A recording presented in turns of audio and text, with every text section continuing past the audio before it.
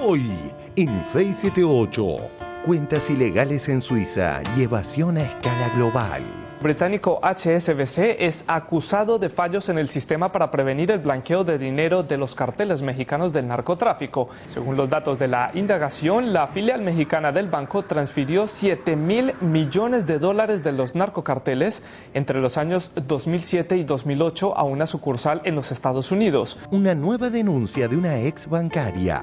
Testimonio que no viste en los medios que son evasores. Está fracasando la estrategia del gobierno en la justicia con el cuento de las cuentas en Suiza. La francesa Stéphanie Guibault llega al país en marzo para reunirse con Ricardo Echegaray. En enero habrá otro encuentro en París. Una arrepentida suiza aportará a la FIP 4.000 cuentas de argentinos. Guibault vio manejos irregulares de información confidencial y denunció casos de evasión y fraude fiscal. C'est pas facile pour vous de parler, que c'est un sujet compliqué. Vous avez passé 13 ans chez UBS, mais c'est à partir de 2008 que les choses se compliquent. Votre supérieure entre en trompe dans votre bureau, et qu'est-ce qu'elle vous demande à ce moment-là? Et elle me demande à ce moment-là de détruire tous les fichiers Excel qui sont sur mon ordinateur, sur mon disque dur, qui contiennent les noms des clients et des prospects de la banque, ainsi que le nom de leur chargé d'affaires français et ou suisse correspondant. Con el cuento de las cuentas en Suiza. Lo más absurdo del 2014, la colecta para Bonadío. En diarioregistrado.com, Amadeo hace una colecta por Twitter para pagarle el sueldo a Bonadío. Claudio Bonadío, la sanción que recibió en el Consejo de la Magistratura. Se multó por única vez al juez Bonadío con el 30% del sueldo por demoras en 2 causas tramitadas hace ya muchos años. Claro, en la década de los 90, una de ellas fue la estafa al Estado en la venta de Tandanor y la otra, el fraude bancario de la curtiembre Yomar. Tweet de Eduardo Amadeo. Propongo una campaña para completar con fondos de la gente el sueldo de Bonadío. Aporto los primeros 1.000 pesos. Yo propuse una colecta popular para compensar lo que el gobierno le saca a Bonadío. Lo mío es simplemente un gesto gandiano. Apoyo totalmente la posición de Eduardo Amadeo. Y es más, yo estaba esperando que apareciera una cuenta y estaba dispuesto a depositar. No sé. Ese 30% lo vamos a poner nosotros para que Claudio Bonadío no tenga que sufrir. Seguramente Bonadío no necesita, no va a pasar la mendicidad, ¿no? Por esta, es una sanción que está prevista dentro de también el reglamento del Consejo de la Magistratura. Interesante entrevista de Roberto Navarro a Víctor Hugo. Una figura que está llamando muchas críticas del Grupo Clarín y La Nación es el ministro de Economía, Axel Kicillof, tratado como un chico, tratado como un inexperto. Qué duda cabe, el joven ministro de Economía pasó una muy mala noche. El ministro quedó rojo de furia adolescente.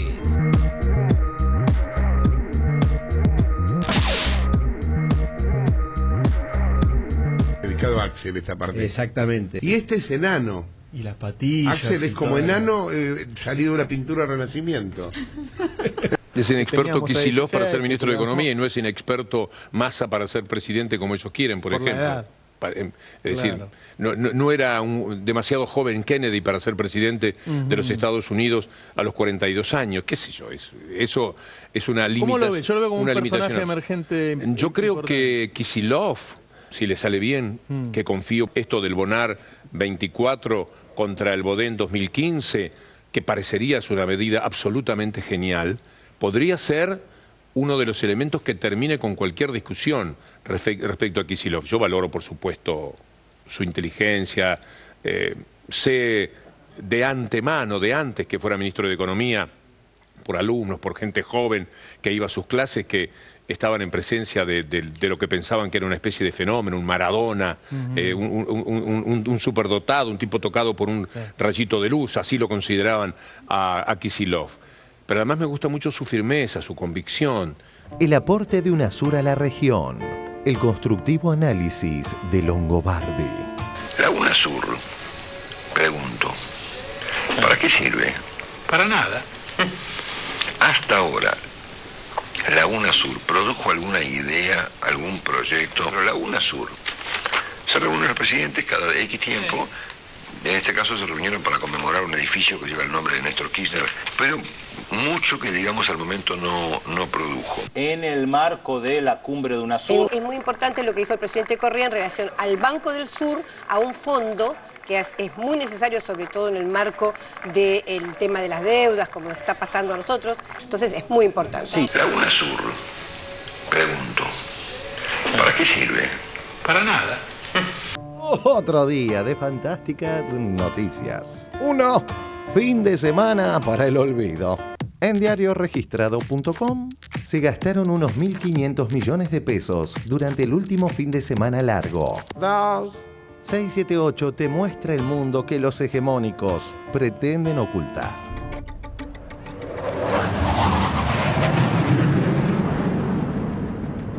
El Bundesbank reduce a la mitad la previsión de crecimiento de Alemania para el año que viene. Hace 6 meses anunciaba el 2%, ahora un exiguo 1%. Una confirmación de la debilidad del despegue de la economía de la locomotora de la eurozona.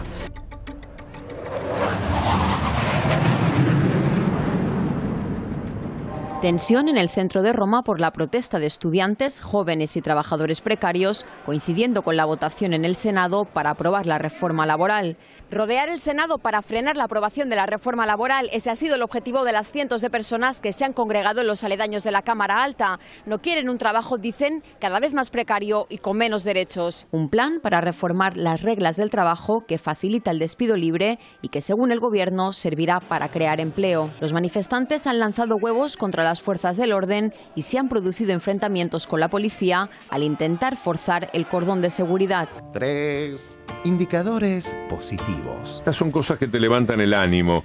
Un informe que difundió ayer la gente de Exportar. Las exportaciones argentinas de maquinaria agrícola crecieron durante 2013 un 24% y en el periodo de los últimos 5 años hasta 2013 acumula una superación del 155%. Me alegro en general porque toda la vida estas cosas venían de afuera.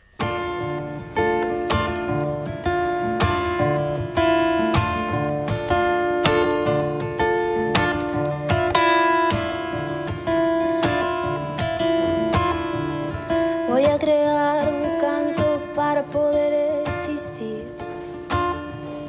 para mover la tierra a los hombres y sobrevivir, para curar mi corazón a la mente, dejarla fluir, para el espíritu elevar y dejarlo llegar al fin.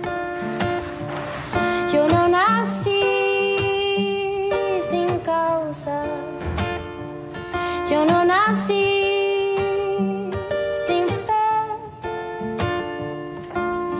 Mi corazón pega fuerte para gritar a los que no sienten, así perseguir a la felicidad. Empieza 678.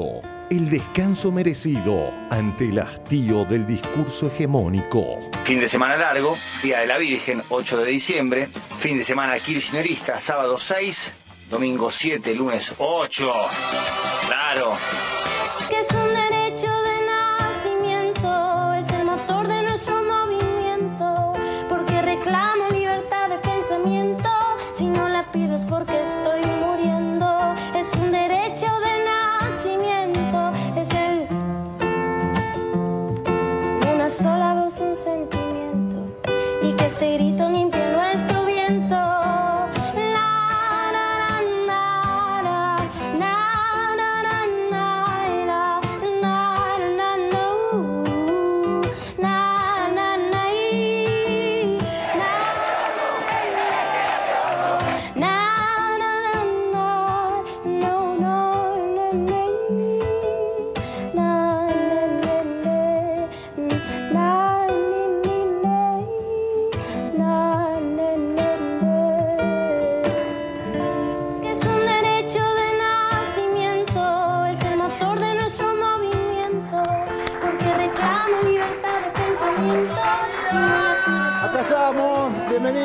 Una vez más a 678, hoy 8 de diciembre, como decía Ibarski. Buenas noches, compañeros. ¿Qué tal, Moyano? ¿Bien? Vamos, Moyano. Date palma, lo veo bien. Hola, ¿cómo le va? Bien, a Moca lo veo bien. Y a Aronskin, Ricardo Aronskin, nuestro invitado de hoy, lo veo muy bien también.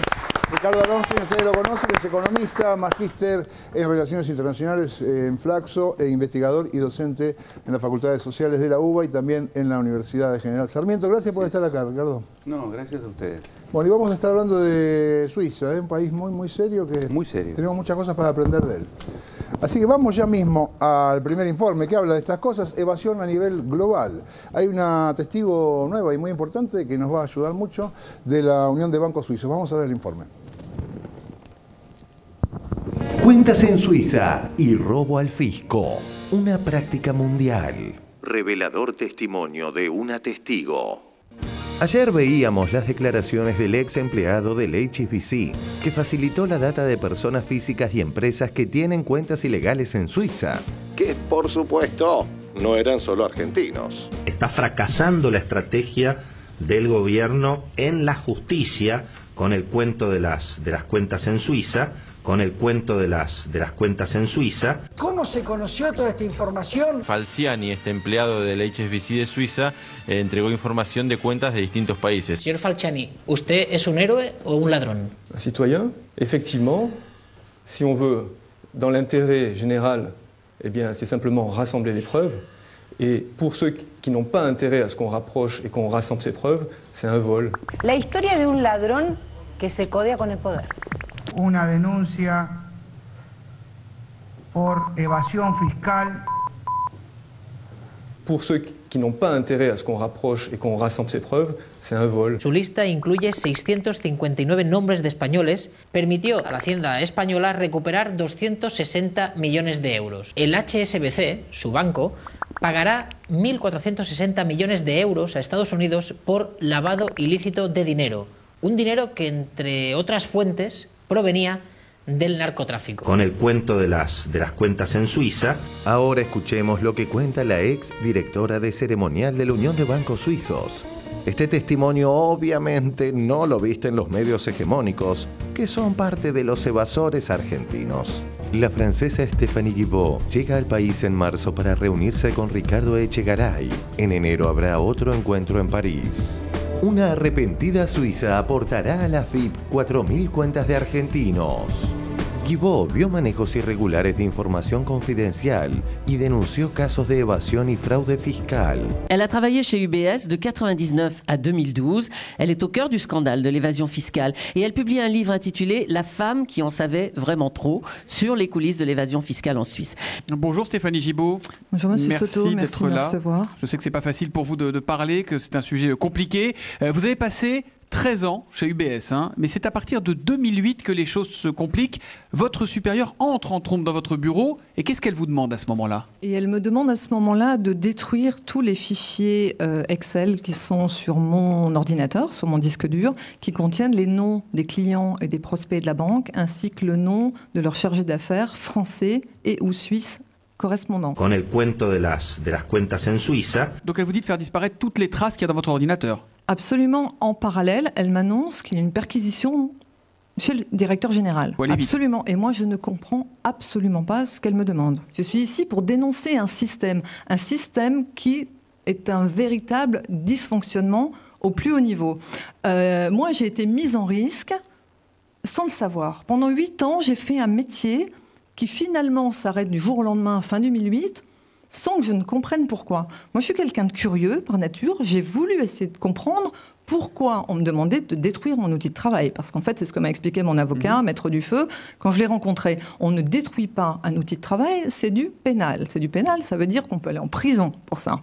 C'est là où j'ai compris qu'effectivement, la nature des informations que je détenais dans ces fichiers Excel... Los que dicen que estamos aislados del mundo pretenden aislarte del mismo diciéndote que esto es una loca embestida de la AFIP. Pero te ocultan lo que ocurre con estos temas en los países que ellos denominan como serios. El británico HSBC es acusado de fallos en el sistema para prevenir el blanqueo de dinero de los carteles mexicanos del narcotráfico. Según los datos de la indagación, la filial mexicana del banco transfirió $7.000 millones de los narcocarteles entre los años 2007 y 2008 a una sucursal en los Estados Unidos. También ha incriminado a la institución de colaborar con organizaciones financieras vinculadas con el terrorismo, como por ejemplo un banco de Arabia Saudita. HSBC officials listed Mexico in its lowest risk category for money laundering during a 4-year period when Mexican drug cartels were funneling over $700 billion through the bank. U.S. Attorney Loretta Lynch. The investigation revealed that staggering amounts of cash, hundreds of thousands of U.S. dollars daily, were being deposited into HSBC Mexico. HSBC also admitted to cutting the number of internal watchdogs to save money. Professor Jimmy Guruli investigated money laundering cases for the Treasury Department. We're not talking about mere negligence.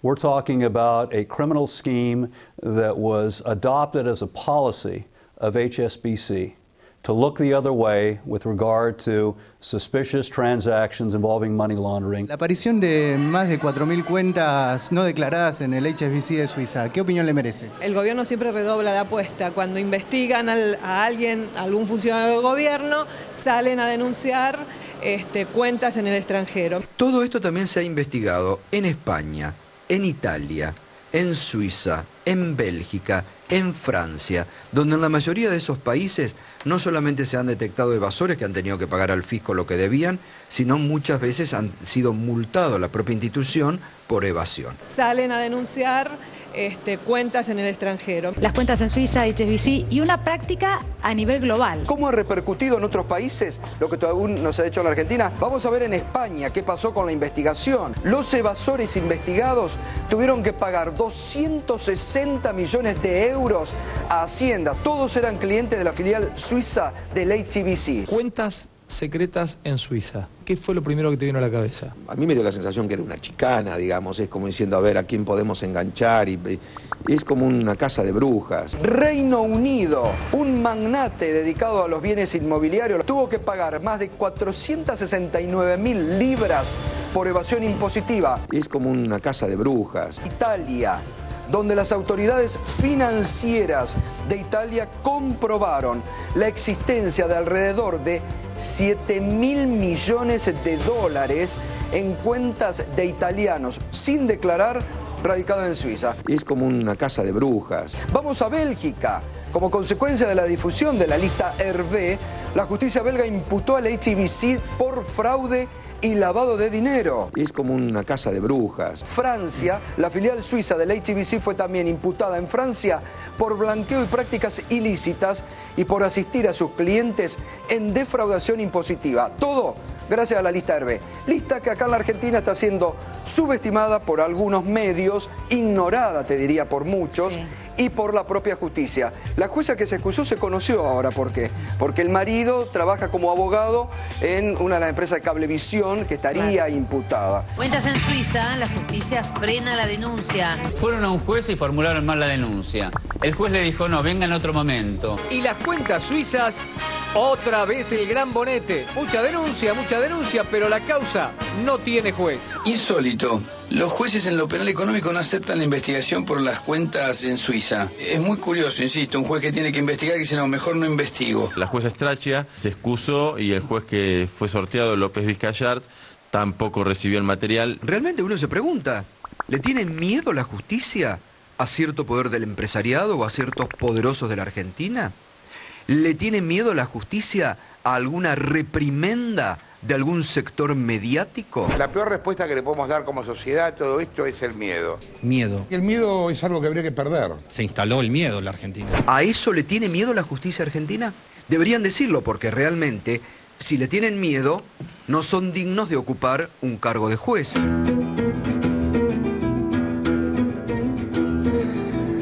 Muy lindo, muy interesante. Yo quiero hacer una pregunta a Longin, que no quiero que con esto el tema se desparrame, a lo mejor mis compañeros tendrán otras preguntas. Esto de las cuentas en Suiza, ¿son específicamente esta gente manda su plata a Suiza para evadir impuestos, o mandar la plata a Suiza es una filosofía y una práctica de los dueños del país que hacen plata en Argentina, se la llevan afuera, y por eso, digamos, y de paso evaden impuestos, de paso blanquean dinero? ¿Es así? Claro, se combinan dos elementos. Por un lado, el papel que juega Suiza hace rato en el sistema financiero global. Ahí van a parar fondos turbios de todo el capitalismo global, tanto por operaciones de las corporaciones multinacionales, de los ricos del tercer mundo, y también dinero lavado de distintos tipos de crímenes. O sea, eso es Suiza. La segunda cuestión tiene que ver con una práctica que en la Argentina la clase dominante empezó a partir de la reforma financiera de Martínez de Oz en 1977, que es dolarizar sus excedentes, es decir, sus ganancias, y trasladarlas afuera del país. Y por eso la estimación es que hay unos 370.000 millones de dólares de argentinos fuera del país. Por eso no es que se la llevan para no pagar impuestos, se la lleva porque no la quiere... Hay un problema muy interesante, hay un problema de fondo que recién ahora estamos empezando a discutir en la Argentina, que es qué clase de cúpula empresaria tenemos en la Argentina, porque francamente, digamos, no cree en el país en el cual vive, gana plata, acumula y le va bien. Entonces hay un problema grave en el sentido de no apostar al país en el cual acumulan.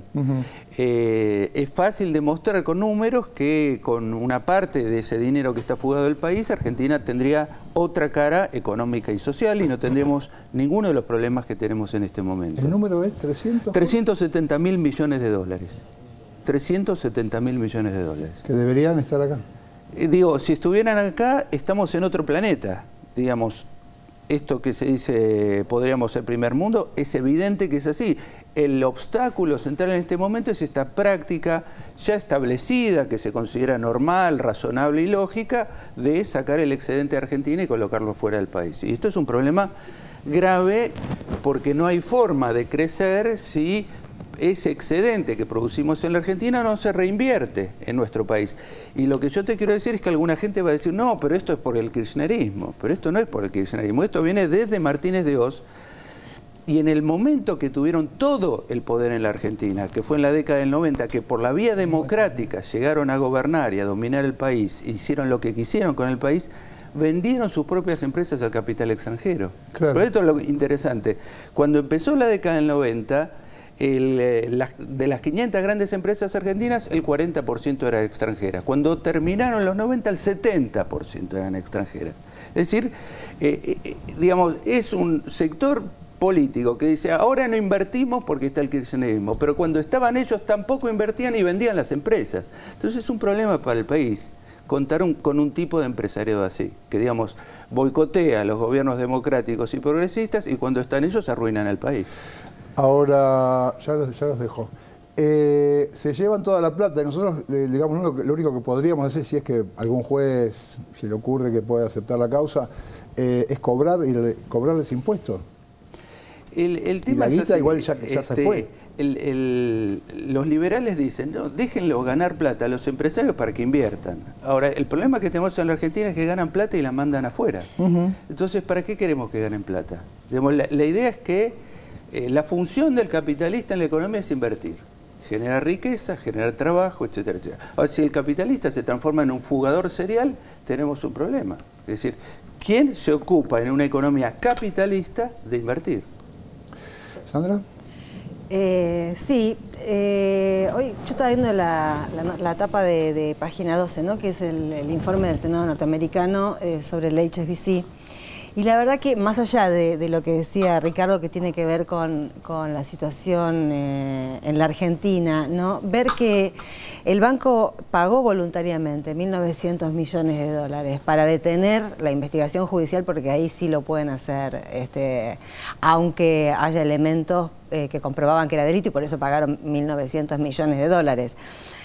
Y había elementos que comprobaban no que había empresarios que se llevaban la plata porque querían tenerla en otro lado, sino que habían manejado dinero del terrorismo y del narcotráfico en Estados Unidos, ¿no? Que tiene abiertos varios frentes de conflicto bélico en el mundo, supuestamente en su lucha contra el terrorismo, y le perdona un banco porque pone, no importa el monto que fuere, pero era, me parece, tan elevado por la envergadura de las denuncias, le perdona a un banco que sigue operando en su territorio que maneje ese dinero. Yo me acordaba de la otra vez cuando creo que era en la asamblea de la ONU, de la OEA, no me acuerdo, que la presidenta, Argentina, refiriéndose a las guerras que hay en este momento en el mundo, preguntó: ¿por qué? ¿Quién les vende las armas? Si de verdad estamos en contra de las guerras, preguntémonos primero quién les vende las armas. Bueno, en relación al narcotráfico y en relación al terrorismo, la pregunta sería: ¿quién les lava el dinero? ¿Cómo es posible que alguien, que una entidad jurídica que está demostrado que ha servido como plataforma para lavar ese dinero, que causa muerte, que causa inseguridad, que causa corrupción, todo lo que se supone que es contra lo que está el común denominador de la gente, pueda seguir operando en un mercado? Me parece que hace falta un sinceramiento global de qué es un banco. Yo quisiera agregar algo, que a nivel mundial en este momento hay contabilizados arriba de 70 paraísos fiscales. Hay más, pero digamos 70 muy claramente determinados. Ninguno de esos paraísos fiscales tiene ejército, ni tiene, y algunos funcionan adentro del territorio de Estados Unidos, de Inglaterra. Es decir, se podrían liquidar en medio segundo, si hubiera algún tipo de voluntad política de liquidar esta cuestión, donde va de todo el mundo, digamos, las grandes corporaciones, no solamente las financieras, sino las económicas, productivas, multinacionales, ponen sedes en lugares absolutamente insólitos. Entonces, digamos, es un proceso de evasión global, de elusión en muchos casos, es decir, yo tengo mi sede en Bahamas, entonces... Claro. Pero el objetivo final es no pagar impuestos en los países, y lo hacen en todo el planeta. Entonces, la pregunta es, con el poderío tecnológico, bélico, militar, industrial que tienen las potencias principales del planeta, se liquida en 15 segundos el tema de los paraísos fiscales. Es evidente que no hay ningún interés en hacerlo. Bueno, vamos a ver la actualidad de la oposición en nuestro país. Entre otras cosas, Pino apurado porque se vaya la presidenta lo antes posible. Vamos a ver qué pasa. La actualidad de la OPO. Sectores de la derecha se muestran un poco nerviosos y virulentos debido a que las encuestas opositoras le dan al kirchnerismo un piso del 40% de aprobación. Empecemos con Solanas, que volvió a mostrarse golpista. En el diario La Nación entrevista a Fernando Solanas. No descartaría que anticipen elecciones. No habría que descartar que se anticiparan las elecciones, que la presidenta renuncie porque no puede gobernar en esta situación. Y por supuesto, culparía a las fuerzas del mercado, a la oposición. ¿Crees que Cristina con todo esto termina bien o termina mal? No, yo creo que sería un milagro que termine bien. Guarda con la paciencia del pueblo argentino, Guarda con la paciencia del pueblo argentino. Y ahora pasemos al doctor Grondona, que luego de unas declaraciones de De Narváez que lo dejaron estupefacto, quiere autoconvencerse de otra realidad. O hacemos algo distinto, o el resultado puede ser que el Frente para la Victoria en el 2015 continúe al gobierno. Yo tengo seria duda que vayamos al balotaje, porque hay toda una elucubración de que en el balotaje el oficialismo pierde. ¿Y si gana en primera vuelta? Qué mal nos caería, ¿no? Bueno, sí, entonces nos vamos a pasar acá dando explicaciones. Sería un fracaso de la democracia. No, sería un fracaso de nosotros. Evidentemente se termina el ciclo, yo creo que no se puede hablar más de kirchnerismo, sino en pasado. Se termina el ciclo, yo creo que no se puede hablar más de kirchnerismo, sino en pasado. Pasó, murió, ya está. Pasó, murió, ya está. Se espera un enorme desafío para poner a la Argentina otra vez en movimiento después de la muerte del kirchnerismo,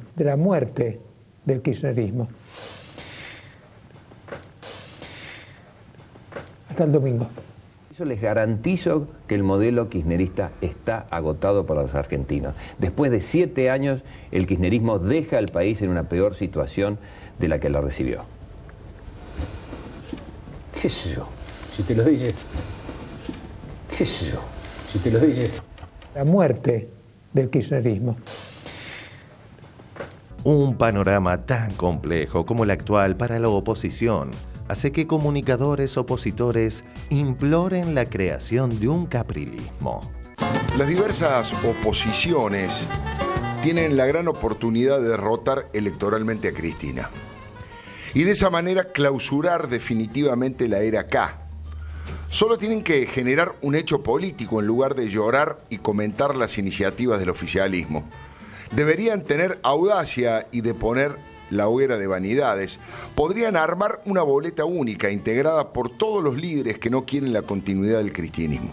Vamos a explicarlo de la forma más didáctica posible. Que los líderes opositores firmen un acuerdo de gobernabilidad republicana. Eso rompería la trampa de Cristina, porque una boleta que lleve a Macri, a Massa, a Wiener, a Sanz, a Cobos, a Carrió, a Pino, a Stolbizer, a Michetti, a José Manuel de la Sota, podrían utilizar como eslogan la república o la trampa. Sigamos el recorrido de las novedades opositoras. En una entrevista a un diario afín a él, Macri insultó a los organismos de derechos humanos. Macri dijo: conmigo se acaban los curros en derechos humanos. Diario La Nación entrevista a Mauricio Macri. Mauricio Macri: conmigo se acaban los curros en derechos humanos. Mi gobierno ha sido defensor de los derechos humanos, de la libertad de prensa, acceso a la salud y la educación. Ahora, los derechos humanos no son sueños compartidos y los curros que han inventado. Con nosotros, todos esos curros se acabaron. Bueno, pero Macri es alguien que está jugando muy a cara descubierta cuál es su rol, que por otra parte es absolutamente coherente con lo que fue toda la vida, con lo que ha pensado toda la vida en los tiempos del menemismo. Es decir, él pensaba que Menem era Dios. Carlos Menem. Un reconstructor del país. Y siguen lo mismo, es decir, Mauricio Macri es estrictamente un retorno de lo que llamaríamos el menemismo. Y con respecto al fútbol para todos, volvió a mostrarse incongruente, ya que critica esto. ¿Cambia fútbol para todos? Hay que sacar la política del fútbol. Ha sido muy malo lo que hizo el gobierno. Basta de que en los cortes nos digan que tenemos que ver 678 y 876 tampoco habrá. Pero el archivo es contundente. Está el presidente de Boca, el presidente de River, Donofrio, y todas las autoridades, Patanian, está por allí el Chamaco Rodríguez, está Diego Santilli también, está por allí Daniel Massa. Es decir, también. Los dirigentes de River están pegaditos al banco de Boca. ¿También? Ahí está Diego. Sí, están todos. Diego se casa a fin de año, sí. A fin de noviembre. Matías Mayorana. Vamos al vestuario de Boca. Vestuario de Boca, Fernando. Sí. Ah, ¿tenemos un nuevo cronista? Sí, hay que redondear para llegar a fin de mes, así que acá estamos en el vestuario de Boca. Quiero preguntarte cómo te sentís siendo un funcionario con responsabilidades, que tiene que rendir cuentas, que puedas ir a una playa y que la gente te tome como uno más. Hay que sacar la política del fútbol. Ha sido muy malo lo que hizo el gobierno. ¿Extrañás Boca? Y Boca es como recién, me contaba, a la tarde estuve tocando timbres ahí en Flores, para ver cómo están los vecinos, los temas. ¿Cómo es eso? ¿Vos vas, tocas timbre y aparece una señora? Sí, ¿No sabe que vos vas? No sabe, le pregunto cómo está, cuál es su problema, y me voy enterando qué es lo que pasa si estoy en contacto. Y atendió uno y me dice: Comadrillo, ¿cómo andás? Comadrillo, ¿cómo andás? Presidente, para mí va a ser siempre presidente Boca, me dice. Para mí, jefe de gobierno. Yo también te conozco desde hace muchísimo tiempo y te sé también muy preocupado, un hombre de la política, un hombre del deporte porque te gusta jugar al fútbol, pero sos un hombre de la política muy joven y ya sos senador de la nación. Hay que sacar la política del fútbol. Ha sido muy malo lo que hizo el gobierno. También por estos días el jefe de gobierno porteño volvió a utilizar la estrategia de las anécdotas para llegar, como dice su asesor Durán Barba, al corazón de los votantes. Lo que hacemos es ver qué ocurre más que en la mente, en el corazón de los votantes. En el corazón de los votantes. Te aseguro que va a haber más vuelos de los que hay hoy sin que Edgardo, que me recibió en su casa ahí en Bahía Blanca, tenga que pagar la pérdida de aerolínea. Y hace un mes... Mauricio Macri, buen día. ¿Cómo anda? ¿Dónde anda? Bahía Blanca, acabo de salir la casa de Edgardo, que me invitó a tomar unos mates. ¿Y cómo le fue? No tiene trabajo fijo, lo perdió en el 2007. Yo otro día visité a un chico, Edgardo, de Bahía Blanca. Está desempleado desde el 2007. El viernes estuve en Bahía Blanca con Edgardo. Está desocupado desde el 2007. 7 años desocupado lleva. Sí. Pero se las arregla haciendo motos y haciendo pintura. Yo me las rebusco igual, Mauricio, me dice. ¿Cómo haces? Le digo. Y yo aprendí a desarmar y armar mi moto y ahora arreglo motos. Y además soy pintor. Se había empezado a dar maña. Bueno, ahora ya sabe reparar las motos. Y además soy pintor. Yo le digo, ¿dónde aprendiste todo eso? Solo, me dice. Solo, le digo, sí. ¿Cómo aprendiste? Le digo, Edgardo, ¿solo? ¿Cómo solo? Le digo, sí, solo, pero ¿googleaste algo? ¿No? Y segundo me dice, si yo me doy maña, si yo puedo hacer un montón de cosas, ¿por qué no puedo tener un trabajo estable? ¿Por qué no puedo tener un trabajo estable si yo sé hacer cosas? ¿Qué es lo que pasa? Yo quiero un cambio, Mauricio. Yo no aguanto más este tema. No aguanto lo mismo que nos han mentido una y otra vez. Por eso hay que cambiar. Por eso te invité, porque yo también creo que, como decís vos, que hay que cambiar. Basta estos tipos que hace más de 20 años que nos prometen y no cumplen. Pregunta final. Moca, ¿usted está jugando a 2 puntas? Edgardo, que me recibió en su casa. La casa de Edgardo, que me invitó a tomar unos mates. Edgardo.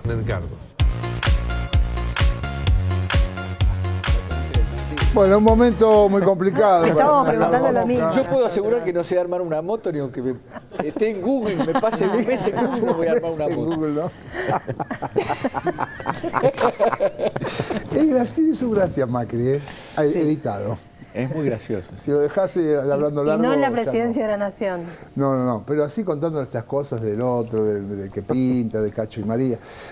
Bueno, ya que lo tengo, Moca, ya que desmiente, o no sé si desmiente. A mí me quedó, la verdad que comentarlo a Macri, con el cual tomo mate muy seguido, no me motiva mucho. Pero me quedó mucho la conversación del bloque anterior y creo que tiene una conexión, aunque pueda parecer forzada. Porque Ricardo decía...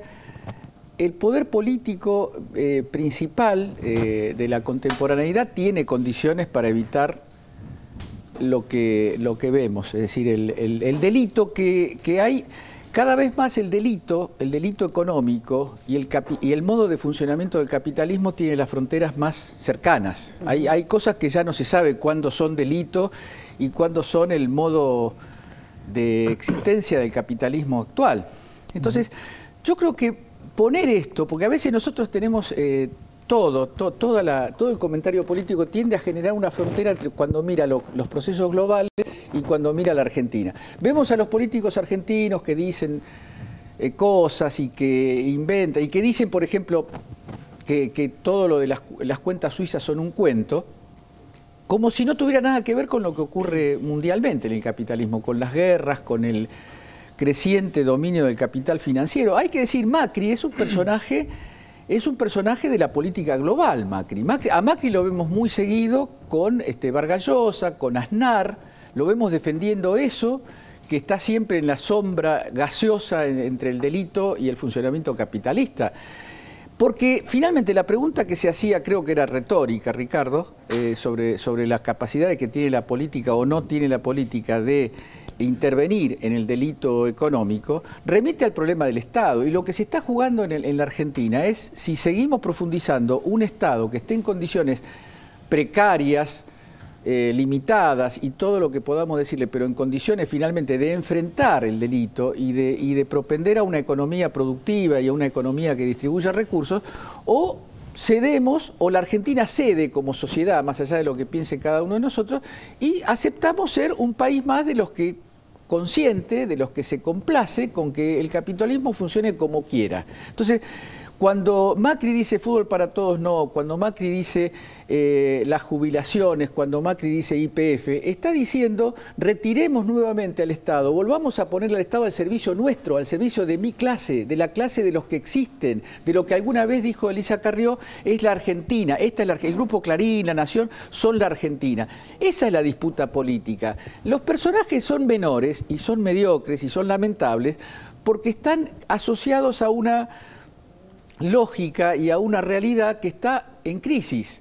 Antes eran lo mismo, pero ahora se nota mucho, se nota demasiado, que son gente asociada a una civilización que está en una decadencia muy fuerte, en una crisis muy fuerte, que ojalá abra paso a otra cosa, ¿no? Ricardo. Sí, yo quería juntar un poco esto de Pino, porque yo personalmente en una mesa redonda que compartí con Pino hace 2 años más o menos, ya lo escuché decir con cierto alborozo que pensaba que iba a terminar mal el kirchnerismo porque no le iban a dar las cuentas, iba a tener una crisis terrible. Y lo quiero conectar directamente con Macri, porque Macri, desde mi punto de vista, es el que personifica con más claridad la idea de restaurar el neoliberalismo de los 90. Lo dice explícitamente, estuvo contra lo de YPF, está contra aerolíneas, está contra todo lo que sea regulación, control, está contra la ley de defensa de la competencia. Es una cosa que representa esto que señalaba Edgardo. Ahora, me parece que ese programa de máxima que representa Macri es restaurar los 90, eliminar todo lo que se construyó, solamente puede ocurrir si pasa lo que dice Pino. Es decir, que termine pésimo el gobierno, o sea, que se produzca una crisis, una hecatombe, que Cristina no pueda controlar nada y se vaya todo el demonio, y ahí sí viene el plan restaurador. El shock, después si después no del pasa shock, eso, si este gobierno termina razonablemente bien, lo de Macri es absolutamente inviable, porque se encontraría con una sociedad y diría, ¿cómo? Esto no. Para eso también está trabajando ahora un sector del Poder Judicial, ¿no es cierto? Para llegar a ese desencadenamiento. Bueno, yo digo, la vergüenza que está pasando el Poder Judicial con esto de no hacerse cargo de un tema gravísimo de la agenda pública, que es el tema de la evasión impositiva generalizada y el envío de fondos a Suiza, que el Poder Judicial, en vez de abalanzarse sobre el caso, como si esto fuera unas manipuliti de primer nivel, lo que hace es tratar de no tocarlo. Es una cosa vergonzosa. Vergonzosa. ¿Moyano? Sí, muchas cosas. Pensaba, el otro día estaba viendo el documental Raimundo que pasaron en Inca TV, donde tiene una participación muy importante el testimonio de Pino Solanas, justamente hablando de Raimundo Gleiser, ¿no? Y estos debates tan de fondo que se daban en aquellos años en el ámbito del cine, pero bueno, era nada más y nada menos que cine militante, y tiene definiciones tremendamente importantes, o sea, no relacionadas con la coyuntura electoral como ahora, sino con lo que serían los grandes temas que aparecen en el primer informe, que es esta cosa de un capitalismo que tiene que repensarse porque está a la vista que el rey está desnudo, digamos, ¿no?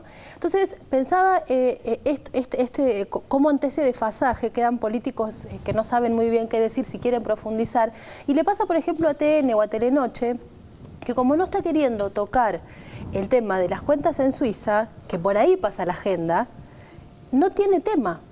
Entonces tiene temitas. Y yo decía, ¿qué pasa? ¿Por qué no le pueden dar vuelta? Entonces, ¿cuál es el mecanismo que ellos han utilizado? Decir, esto que vimos recién, que hay un ladrón que es el informante, entonces por eso carece de validez su denuncia. Y me acordaba cómo todos estos políticos que vimos recién en este informe iban todos atrás de la agenda de las palabritas de Láscar y Fariña. Que en realidad, si uno quiere decir lo mismo, eran también 2 ladronzuelos de poca monta que habían arrepentidos, que daban a conocer, en este caso, cuentas y no sé qué cantidad de fantasmas del poder político y bóvedas y toda esta historia. Bueno, supongamos que, aunque sean ladronzuelos de poca monta o banqueros, arrepentidos hay que escucharlos. Es lo mismo, y como ellos no quieren ver esa realidad, no tienen tema. Carecen de tema central en sus ediciones de la noche, de Telenoche, que es muy notable que en este sentido, incluso ellos teniendo el poder de propalación, la agenda del tema del HSBC se instaló a tal punto porque es a nivel mundial que está pasando. Y lo relaciono también, ayer tuve la suerte de ver casi completo el programa de Grondona. Esta partecita que pasamos y casi todo el resto estaba... Sí, me puso... No te privás de nada. No me privo de nada. Fue lindo ver cómo contradecir a Grondona con el saco. Lo contradice con el saco. Estaba Amadeo, entonces él decía, porque lo que hay que ver con la corrupción, el problema de la corrupción es que con toda esta plata se podrían hacer, y entonces sacó una cantidad de cuentas, 250 escuelas de lujo, dijo, como las que hace Mauricio en la ciudad. Yo pensaba containers, ¿no?